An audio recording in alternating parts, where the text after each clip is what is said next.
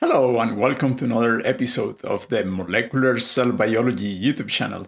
Today we're going to go through a topic for which I already have a few videos there in my YouTube channel, but I decided to give it a new fresh take to this particular topic, which I believe is one of the most important when it comes down to what happens to proteins inside the cell. And that is the question of what directs proteins to different locations within the cell.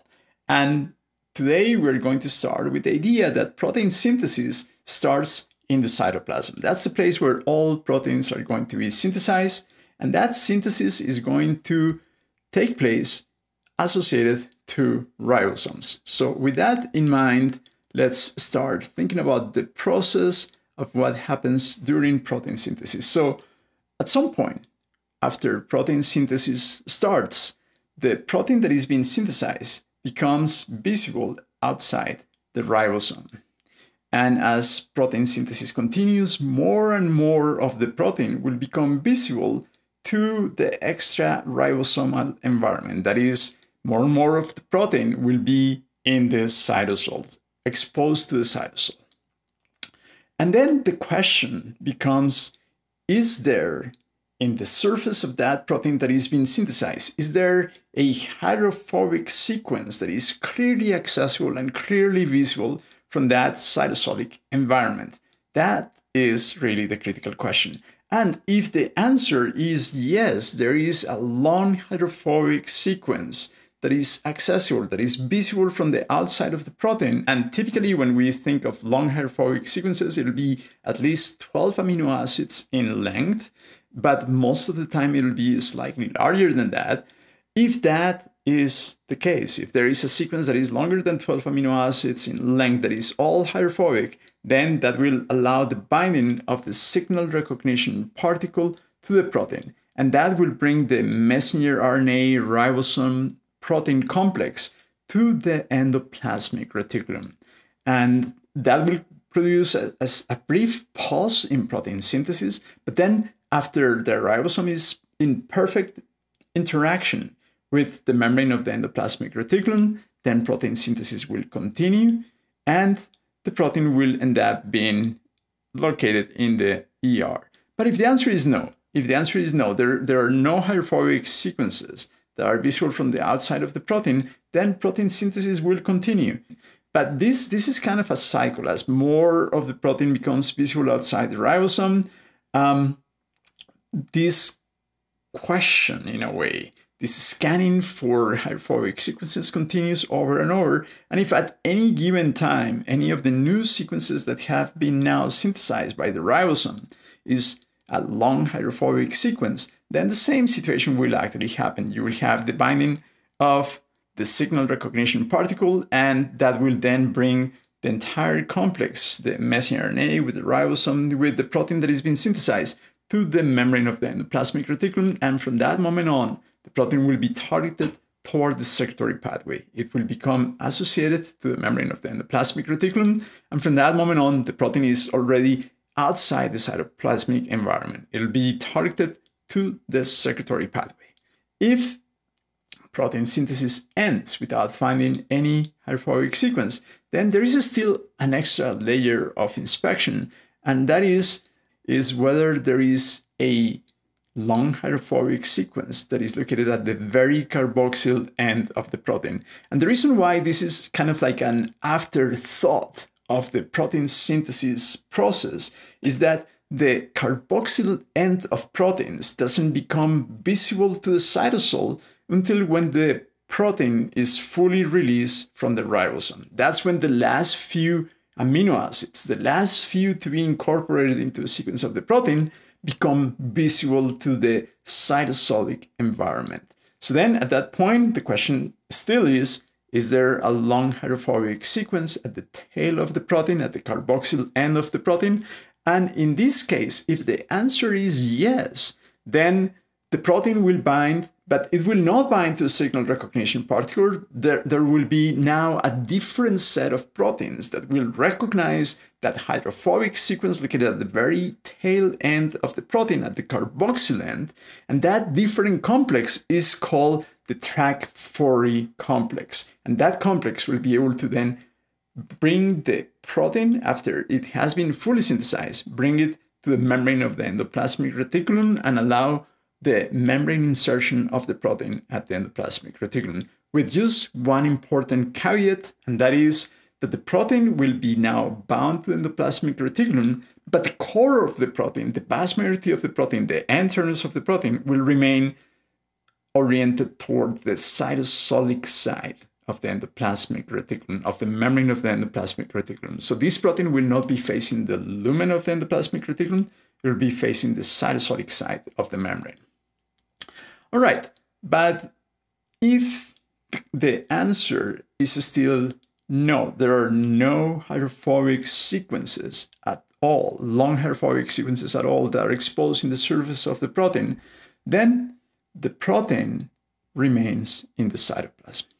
But is that the final location for proteins? If they don't have any hydrophobic sequence, will they remain in the cytoplasm all the time? Is there any other potential cellular location, any other potential place where the proteins may end up if they were not targeted to a circulatory pathway? And the answer is yes.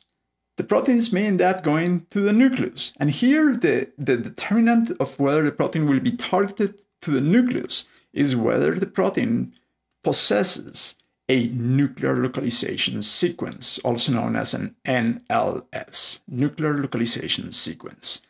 If the protein doesn't contain a nuclear localization sequence, then the answer is simple. The protein will remain in the cytoplasm. But if the protein contains a nuclear localization signal, a nuclear localization sequence, then the protein will be targeted to the nucleus. And at that point, then the question is, will the protein remain there, or will the protein tend to go back out of the nucleus and back into the cytoplasm? And here, the determinant to that answer, to that question, is whether the protein contains a nuclear export signal, or NES.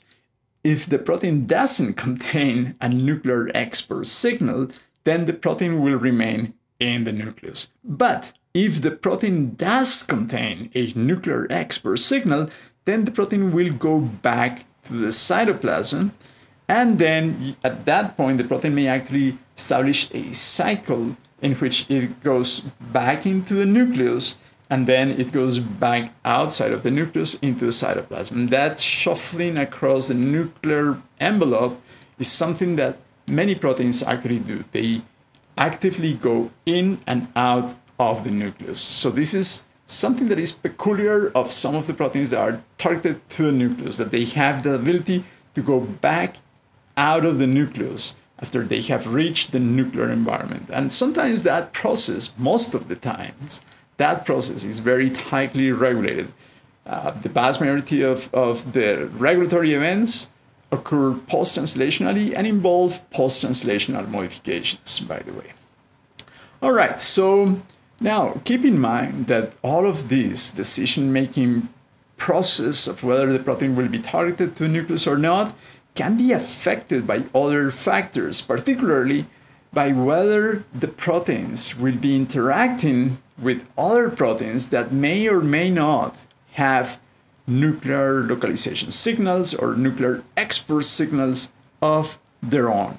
That is, if you have one protein that doesn't have a nuclear localization signal that is meant to remain in the cytoplasm, but that protein has now the ability to interact with a protein that does contain a nuclear localization signal. If that interaction is fairly stable, then this protein that contains the nuclear localization signal may actually allow the partner that it is interacting with to then go to the nucleus as part of that protein complex. So the process of regulation of targeting to the nucleus can be something that is slightly more complex, simply because protein-protein interactions tend to play an important role in dictating whether the proteins will or will not be able to go to the nucleus. All right, now one critical question though that remains to be addressed is then how do you find the sequences that will be capable of targeting proteins to the circulatory pathway? And for that, let's now use this scheme. And what is critical here is to recognize that there are specific ways to search for those patches of hydrophobic sequences that may actually dictate the targeting of proteins while they are being synthesized. And the best way to do it is by using this kind of analysis that is known as the hydrophobic plot. So the hydrophobic plot is a very simple analysis that can be performed simply with the amino acid sequence of any given protein. So all you do is you enter the sequence, the primary structure of the protein, the amino acid sequence, into one of these bioinformatic tools, and the computer system will then search for strings of hydrophobic amino acids that are located all in continuous sequence, and will then give those regions specific scores that are typically given in a range from 0 to 4 or from 0 to -4. Now, the positive numbers, so the ones that are above 0, correspond to regions that are hydrophobic. So the higher the number, the more hydrophobic the sequence. And the lower the number, the more hydrophilic the sequence is. So all of the values above 0 will be considered to be hydrophobic. All of the values below 0 will be considered to be hydrophilic. All right, so with that in mind, the other critical idea here, in order to determine if a particular sequence will be able to target proteins to the circulatory pathway, is the length of that hydrophobic region.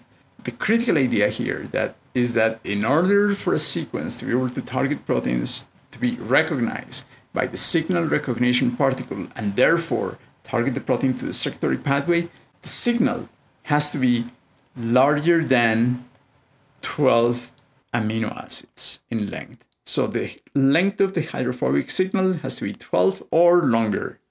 How do you know if the signal is longer than 12 amino acids? Well, in this kind of graphs, you have the amino acid sequence shown in the x-axis. So in the x, you have the amino acid number. In the y, you have hydrophobicity and hydrophilicity. Therefore, you can actually tell the length of the hydrophobic sequence simply by looking at the length in the x-axis. So here, in this particular case, you have this sequence that is probably about just slightly above 12 amino acids in length. And it's hydrophobic. And the other critical idea is, in order to allow recognition by the signal recognition particle, the hydrophobicity score has to be 2 or higher than 2. In this particular case, it actually reaches the value of 2. So therefore, that sequence should function as a signal sequence. Now, let's look at some of the other hydrophobic sequences in this particular sequence. You see that there are a few other sequences that have a hydrophobic profile. But notice how this one is not reaching the value of 2. Same goes for this one. Same goes for this one. Same goes for this sequence. So none of those are reaching or exceeding the value of 2. Therefore, none of those can be functioned as signal sequences. So none of these are signal sequences. The same goes for this. But notice the next segment in the protein. The next segment in that sequence actually exceeds the value that is required to be considered a strong hydrophobic signal, the kind that will direct proteins to the circulatory pathway. So that one actually exceeds the value of 2. Here's 2. That is the threshold for 2. And this one exceeds the value of 2. And when it comes down to the length of that hydrophobic, the length of that hydrophobic is 10, 20, about 25 amino acids. So this one is a long enough hydrophobic sequence to allow for this to function, in this particular case, for membrane insertion. When you have hydrophobic sequences that are longer than 20 amino acids or longer, that length allows the protein to become inserted in membranes. So a hydrophobic sequence equal or longer than 20 amino acids in length will function as a transmembrane domain. And with this tool, then you can easily identify the proteins that are likely to become anchored to a membrane, the proteins that will probably be targeted to a circulatory pathway but will not become membrane anchor and therefore will probably end up being secreted out of the cell, or the proteins that will have multiple transmembrane domains. And we have an example here of both of those types of proteins. So in this particular case, we have one protein that contains a very long hydrophobic sequence. You can see how the value here exceeds the value of 2. It's very high when it comes down to the hydrophobicity of that particular sequence. It's very long, so therefore it will function as a signal anchor sequence, which means that signal will be responsible to be recognized by the signal recognition particle, will allow targeting toward the endoplasmic reticulum, and at the same time, it will actually become a transmembrane domain in the protein. So it will allow the anchoring into a membrane. The protein will become membrane anchor through that particular segment. Now, on this next example, the last protein that we're going to look at here, this sequence actually contains numerous transmembrane domains, as you can see here. So there are a very large number of sequences that are at least reaching value of 2 or more than 2. Those sequences are not only very hydrophobic, reaching or exceeding the value of 2, but they are also fairly long when it comes down to the amino acid sequence. So when it comes down to the length of each one of those segments, you can see that the length is 20 or longer for each one of those hydrophobic sequences in that particular protein. So therefore, those sequences are likely to function as transmembrane domains. So with that in mind, let's take a look at these proteins now. So let's see these proteins. So here we have two specific sequences of two different proteins, and we have two different hydrophobic plots in here, and we have an immunoblot profile. So think of it. Look at the sequences that are being provided. So look at the lengths of the sequences that are provided here. So two different proteins, protein number 1 and protein number 2. The total length in amino acids is indicated by these values shown here. One of them is 444 amino acids. The other one is 269 amino acids in length. Now, the other thing is that there are two hydrophobic plots shown here. So there is one hydrophobic plot shown here. So this is hydrophobic plot number 1. The values for hydrophobicity are given in the y-axis. The values for the length of the protein are given in the x-axis. And then there is a second hydrophobicity plot shown here. So there are two hydrophobic plots, and there is only one immunoblot. So with this information, what I want you, the viewers of this channel, to attempt to do on your own is try to answer the questions that are presented here. First question, which protein is likely to correspond to the hydrophobicity plot number 1? Second question, which protein is likely to correspond to hydrophobicity plot number 2? And question number 3, which protein is likely to correspond to the immunoblot that is shown here? Notice how there is one band that corresponds to the normal molecular weight of the protein that is indicated here. And then there is this profile on top. So this is the actual immunoblot data. This is a real protein. And the immunoblot data clearly shows something that looks like an undefined band, like a smeared band on top of the other band. And notice that the difference in molecular weight between the normal molecular weight and the smear is somewhere probably in the range of 5 to 30 kilodaltons in difference. I'm not showing the molecular weight markers here, but I'm telling you it's about 5 to 30. So this is in that range. the length of the smear it spans that range of molecular weights. So with that in mind, then I also want you to answer the question of which protein is likely to be located at the plasma membrane, and finally, which protein is likely to be cytosolic. So one of the two proteins, one of the two sequences shown, is likely to correspond to a cytosolic protein. So with all the information that has been provided in this video, try to answer those questions. I hope that this will motivate you to put in action some of the concepts that we have covered today in this video, and I hope that you liked it. All right, see you in our next episode. Thank you for watching.